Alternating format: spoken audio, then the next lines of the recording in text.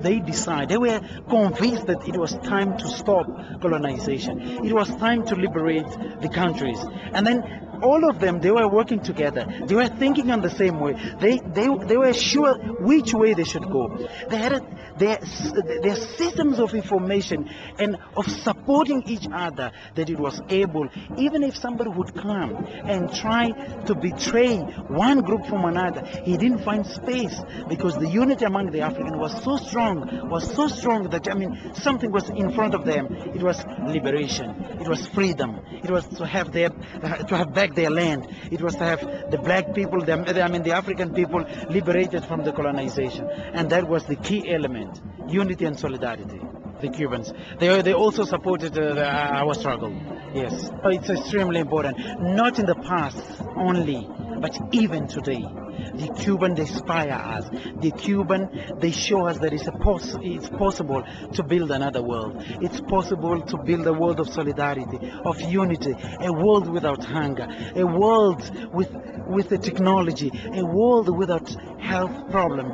In the system that they've adopted, the socialism in Cuba allowed. Cuba is one of the most countries with the most developed system of health. Cuba is really an example that we did follow, and we will continue to follow. The aggression of the Bush regime has globalized resistance to the U.S. The world has recognized what the U.S. wants, and the mass of all of the world are coming together to say no to the way the U.S. is conducting, the way the U.S. is behaving. When I say U.S., I'm saying Bush administration, the way they are leading their foreign policy. Everybody now hates U.S. Everybody now march. Everybody condemn, the U.S. imperialist approach on how they're doing things. As with Southern Africa, the U.S. has also failed to achieve its military objectives in the case of the Congo and Somalia. U.S. plans to divide both countries have been defeated by determined African resistance. Mfuni Kazadi from the Congo is organizing a war crimes tribunal to try the U.S. and the multinational companies that have facilitated the Congo War. So we are going to present the War Tribunal of Africa in a way not only to judge Rwanda, Uganda, because they were only the puppets, but also to look the multinational, the power who have enabled the Rwandese to come and invade Congo, to loot his resources, to kill about 4 million people. Farah Malam is Somali and Kenyan. He is chair of Kenya's third largest political party, Forward People. He describes the Somali spirit to explain why the U.S. will never get the country's oil. They're so nationalistic. They're so passionate and aggressive about their own independence. This is the other thing that Americans and the West needs to know. I mean, I don't know why the British are not advising the Americans, because the British were the former colonizers of the Italians, and they know what the Somali mind is and the Somali psyche is. You can never have the better side of them when it comes to their own country. As it is right now, they will invade the Ethiopians at night, and in the day when the American jets are taking off, they will go back to the forest where they are.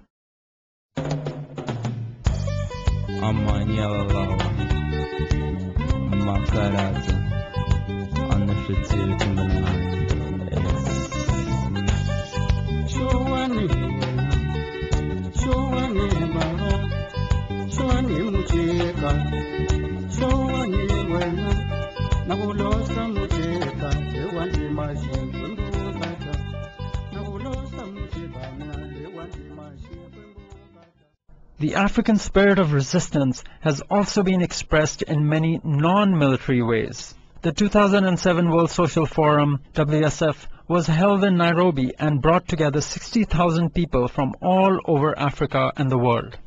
These included participant groups from the continent fighting for the rights of the landless and slum residents, for environmental justice, women's rights, labor rights, reparations, food security and fair trade, and against Western oil and mining companies, the World Bank and the IMF, privatization, the debt, trade liberalization, free trade, patriarchy, AIDS, child labor, and the looting of African wealth by Western corporations. The WSF provided a significant opportunity for building Pan-African and international solidarity, which were the keys to success in the liberation of Southern Africa. An important initiative emerging from the forum that resulted from such cross-border collaboration was the African Water Network. The African Water Network was set up by the Ghana Coalition Against Privatization of Water, the South African Coalition Against Water Privatization, the Council of Canadians, and the UK-based World Development Movement, amongst others. More than 250 activists representing organizations and social movements from over 40 African countries committed to actively support this network during a historic session at the World Social Forum. The African Water Network aims to strengthen cooperation in opposing World Bank-enforced water privatization in all its forms, and to work for public control over water as a fundamental human right. Virginia Sitshedi from the South African Coalition Against Water Privatization explained the significance of the event by saying, "Today we celebrate the birth of this network to resist the theft of our water. Tomorrow we will celebrate access to clean water for all." She elaborates further. The struggle against privatization or whether commercialization and commodification of public services is very legitimate, and it's something that we need to do and continue doing and gain more support from different parts of the world in order to be able to win the struggle. Part of the water services of Johannesburg are provided by the French multinational Suez Lyonnais. In Johannesburg specifically, Suez is involved in the water management, and so the Johannesburg Water Company, which is a local government company, becomes a subsidiary of Suez. So what they do in order to make sure that people pay for water and they are able to make their profits, they install prepaid water meters, which is the meters that says you can only have access to water only if you have money. And that is problematic for the poor, given the state of the poor in our country, as well as the unemployment rate and the sick who are dying of HIV/AIDS, which is very high in South Africa. Water privatization means increased poverty. It's increasing poverty, and it's also increasing violation of human rights, because if you don't have water, you don't have life, and you don't have access to, or you don't live in an healthy environment. And healthy environment is essential for human dignity as well. As we have, organizations like the Coalition Against Water Privatization, as well as the Anti-Privatization Forum, which is a coalition of different community-based organizations. We are challenging this, and sometimes we don't win, but they feel our pressure because some of their projects are supposed to be finalized and all that. So we're just disturbing and the whole process through our resistance.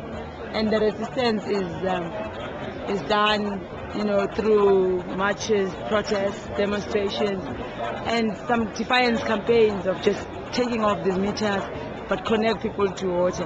And hence we have a slogan that says, "Destroy the meter, enjoy free water." Virginia Sitshedi and other African resistors who had come to the Nairobi WSF from all over the continent to build solidarity with each other spoke of their vision for Africa. There is always this saying that Africa is poor. But we all know Africa is very rich of its minerals. So Africa is not poor, it's just made poor. So my vision is to see all the countries and the corporations that are benefiting from Africa paying back, what they've taken out from our country. That's why I support the struggle for reparations and making sure that this debt that we are made to pay over and over again is cancelled, because we've paid more than what we owe. And frankly, who do we owe? And what do we owe? Instead, these people, they owe us lives, because they've taken our lives away through slavery, through colonization, through apartheid. And now it's this economic apartheid of, the poor getting poorer while the rich getting richer. This thing